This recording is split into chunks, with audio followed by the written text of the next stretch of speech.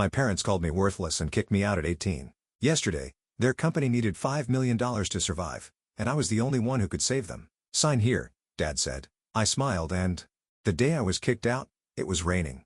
Not the gentle spring rain that nurtures flowers, but the kind that stings your skin and soaks through your clothes in seconds. I stood there, my hastily packed duffel bag getting heavier by the minute as water seeped into the fabric. You're a disappointment, Oliver. My father's words cut through the sound of raindrops hitting the pavement. A complete failure. My mother stood behind him in the doorway, arms crossed, her face a mask of disapproval. The same face she'd worn when I told them I wanted to study computer engineering instead of taking over their precious Mason Industries. All these years of grooming you for the company, she said, her voice dripping with disdain. And you throw it away for what? Some foolish dream of creating apps? I was 18, fresh out of high school, and my crime was refusing to attend the business school they'd chosen. I had different plans, different dreams. I wanted to build something of my own, not inherit their legacy. If you walk away now, my father's voice turned cold. Don't ever come back. You'll get nothing from us. No support, no inheritance, nothing. I adjusted the strap of my bag and met his gaze. Fine. That one word seemed to shock them both. They had expected me to break, to give in like I always had before. But something had changed in me. Maybe it was the years of being compared to my perfect older brother, James. Or maybe it was just time to stop being the person they wanted me to be and start being myself. I turned and walked away, each step taking me further from the luxury mansion I'd grown up in. Their final words followed me down the driveway. You'll fail, Oliver. You'll come crawling back when you realize how worthless your dreams are. But I didn't look back, not even once. The first few months were exactly as hard as they'd probably hoped. I crashed on my best friend Mike's couch, worked 2 jobs, one at a local electronics store during the day and delivering pizzas at night. Every spare moment was spent learning, coding, developing my skills. Mike's tiny apartment became my sanctuary. While my family attended galas and business functions, I sat cross-legged on a worn-out couch surrounded by programming books and energy drink cans. My laptop balanced precariously on my knees. You're insane, man, Mike would say, watching me code until sunrise. But the good kind of insane. He didn't understand the technical aspects of what I was building, but he understood drive. He understood the need to prove yourself. 6 months in, I had my first breakthrough. A small app I developed caught the attention of a local tech startup. They didn't offer me millions, but they offered something more valuable. A chance. A junior developer position with flexible hours so I could continue working on my own projects. I took it without hesitation. My family's company, Mason Industries, was all about traditional manufacturing, tools, machinery, the kind of business that had made my grandfather rich in the 1960s. They couldn't understand why anyone would want to work with invisible products like software and apps. But I saw the future. While they were stuck in their old ways, I was learning about artificial intelligence, blockchain, and the endless possibilities of the digital age. 1 year turned into 2, then 3. I moved from the junior developer position to lead developer at another company. My first major app, a revolutionary project management tool, started gaining traction. I wasn't rich yet, but I was making enough to rent my own small apartment and fully focus on my work. During those years, I heard snippets about my family through mutual acquaintances. James had taken my place as the heir apparent to Mason Industries. My parents hosted charity galas and business dinners, maintaining their image as pillars of the business community. They had effectively erased me from their narrative.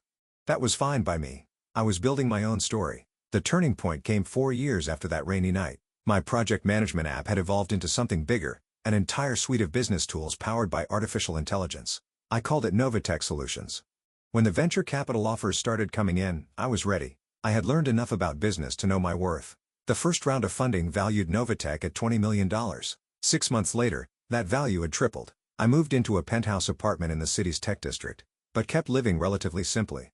Every dollar I earned went back into developing better products, hiring the best talent, expanding our reach. Mike, who had supported me through those early days, became my head of operations. Look at us now, he'd say, standing in our sleek office overlooking the city, from delivering pizzas to delivering cutting-edge tech solutions. Mike, who had supported me through those early days, became my head of operations. Look at us now, he'd say, standing in our sleek office overlooking the city.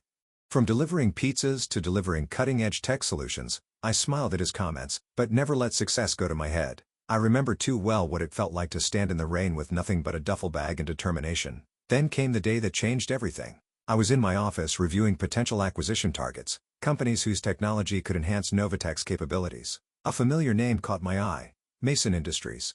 My family's company had been struggling. While I had been embracing the future, they had stubbornly clung to the past. Their stock price had been declining steadily for the past year. They needed a digital transformation to survive, but my father was too proud to admit it. I dug deeper into their financials. The situation was worse than I thought. They needed capital, and they needed it fast. About $5 million would keep them afloat long enough to modernize their operations. As I sat there, staring at the numbers on my screen, my phone rang. The number was one I hadn't seen in 7 years, but I would never forget it. My father's number. I let it ring 3 times, each ring echoing the words he had spoken that rainy night. "You're a disappointment, Oliver. A complete failure. Don't ever come back." On the 4th ring, I picked up. "Hello, Father," I said, keeping my voice neutral. "I've been expecting your call." The silence on the other end lasted so long, I thought he might have hung up. Then I heard him clear his throat. "Oliver," he said, his voice lacking his usual authority. "We need to talk." I leaned back in my chair, looking out at the city skyline. "Yes," I replied, "I believe we do." The Mason Industries headquarters hadn't changed in 7 years. The same imposing granite facade, the same golden letters announcing the company name, the same stern-faced security guards at the entrance. But I was different. As I walked through the lobby, memories flooded back. Summer afternoons spent watching my father in board meetings, weekends when he dragged me along to inspect the factory floor, endless lectures about responsibility and legacy. "Mr. Mason?" The receptionist's eyes widened slightly as she recognized my face. "Your father is expecting you in the main conference room." I nodded, adjusting my Italian suit. Not out of nervousness, those days were long gone, but out of habit. Success had taught me the importance of appearances. Though unlike my family, I knew they were just that, appearances. The elevator ride to the top floor gave me time to review the numbers in my head. Mason Industries was hemorrhaging money. Their quarterly report showed a 60% decline in profits.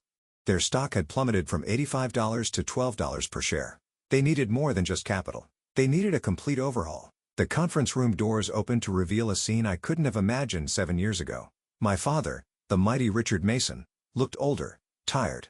His perfectly tailored suit couldn't hide the weight he'd lost. My mother sat beside him, her usually impeccable makeup slightly smudged, as if she'd been rubbing her eyes. James, my older brother, stood by the window. He'd gained weight, his face puffy from too many business dinners and too much stress. The golden boy didn't look so golden anymore. "Oliver," my father said, standing up. He extended his hand, then seemed to think better of it and pulled it back. "Thank you for coming." I took a seat at the opposite end of the table, placing my briefcase carefully in front of me. "Let's skip the pleasantries," I said. "I've seen your numbers." James turned from the window, his face flushing. "You've been spying on us?" "Publicly available information, brother. Your company's decline isn't exactly a secret." My mother flinched at the word your, not our. "Not anymore. We've had some setbacks," my father began, his voice taking on the smooth tone he used for difficult business negotiations. "The market has been unpredictable, and our traditional customer base, your traditional customer base, is shrinking because you've refused to adapt," I cut in. "The world is digital now. Manufacturing isn't just about machinery anymore. It's about smart factories, IoT integration, predictive maintenance using AI." James scoffed. "And I suppose you're the expert now with your little computer programs." I pulled out my phone, opened a specific app, and projected Novatech's latest quarterly report onto the conference room screen. The numbers spoke for themselves. $500 million in revenue, 300% year-over-year growth, contracts with Fortune 500 companies. The room fell silent. "You're the founder of Novatech," my mother whispered. "CEO and majority shareholder," I confirmed. "Those little computer programs have built a company worth more than Mason Industries was even in its prime." My father's face had gone pale. He remembered, I was sure, every dismissive word he'd ever said about technology, every time he'd called my dreams worthless. "We need $5 million, he said finally, his voice hoarse. "A bridge loan to implement necessary modernization changes. We can offer favorable terms." "I'm not interested in a loan," I interrupted, opening my briefcase. "I'm interested in acquisition." The word hung in the air like a thundercloud. James pushed away from the window, his face contorted with anger.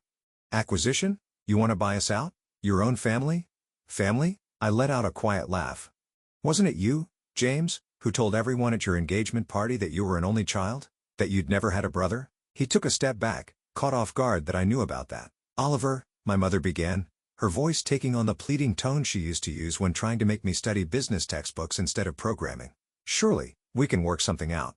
We're still your parents." "No," I said firmly. "You lost the right to call yourselves that 7 years ago. This is purely business." I pulled out a thick contract from my briefcase and placed it on the table. "Novatech will acquire Mason Industries for $25 million. That's more than generous given your current market value." We'll retain most of the workforce, modernize the facilities, and integrate your manufacturing expertise with our digital solutions. And what about us? James demanded. What happens to the family? I met his gaze steadily. You'll be offered a position in the newly formed division, a junior position where you'll have to earn any promotions based on merit, not bloodline. Father can serve as an advisor during the transition, after which he'll retire with a comfortable pension. Mother's social connections might be useful for client relations, but that's up to her. My father's hands were trembling slightly as he reached for the contract. And if we refuse, then I leave, and you can try explaining to your shareholders why you turned down a lifeline. Your stock will probably drop another 50% by next week. You might last another month, maybe 2, then bankruptcy. The room fell silent except for the sound of paper rustling as my father slowly turned the pages of the contract. You planned this, James accused, his voice bitter. All these years, you were just waiting for us to fail. I stood up straightening my jacket. No, James, I was too busy succeeding to waste time waiting for your failure. You did that all on your own. How long? My mother asked suddenly. How long do we have to decide? I picked up my briefcase. The offer expires at midnight, not a minute later. Midnight? My father's voice rose. That's impossible. We need time to review with our lawyers to consider other options. You don't have other options, I said calmly.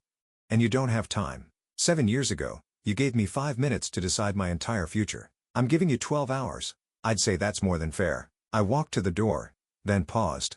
Oh, and one more thing. I turned back to face them. When you sign, and you will sign, I want you to use the same pen you used to sign my college rejection letter, the one with the Mason Industries logo. I believe it's still in your desk drawer, Father. The look of shock on his face told me I was right. He remembered that pen, remembered using it to dash my dreams all those years ago. How did you? I'll be back at 11:45 p.m. I cut him off. Try not to be late. Time is money after all. Isn't that what you always taught me? With that, I walked out, leaving them with their shattered pride and a contract that would change everything. As the elevator doors closed behind me, I caught a glimpse of my reflection in the polished metal and saw something I'd never seen in this building before. A winner. The next 12 hours would be interesting. Very interesting indeed. 11:43 p.m. The city lights sparkled below the Mason Industries conference room like scattered diamonds on black velvet. I stood at the same window where James had stood that morning, watching my reflection superimposed over the nighttime skyline. The door opened behind me right on time. My father entered first, followed by my mother and James.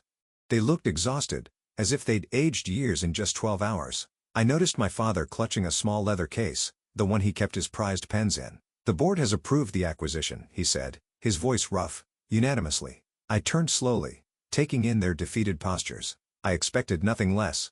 After all, what choice did they have? James slumped into a chair, loosening his tie.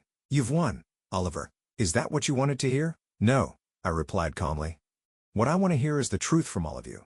My mother stepped forward, her designer dress wrinkled from a day of tense meetings. The truth about what? About why you really pushed me away? It wasn't just about the business school, was it?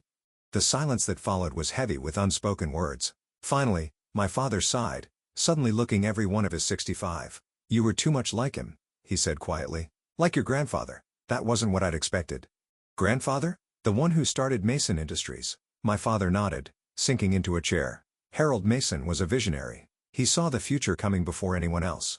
In the 1960s, when everyone was doing things the old way, he modernized, automated, took risks. The board thought he was crazy. Even his own father called him a fool. He pulled out the pen case, opening it with trembling fingers, but he proved them all wrong. Built this company from nothing into an empire.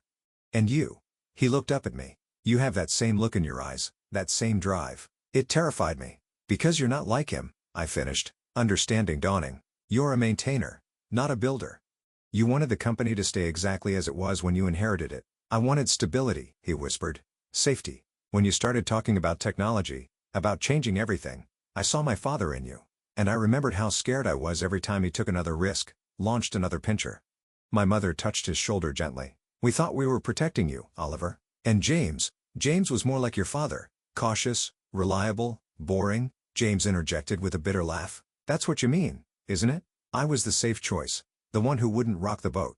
I walked to the conference table, spreading my hands on its polished surface. And now look where we are. The safe choice led straight to bankruptcy. The crazy dreamer built a tech empire. We were wrong, my father said, and the words seemed to physically pain him about everything about you.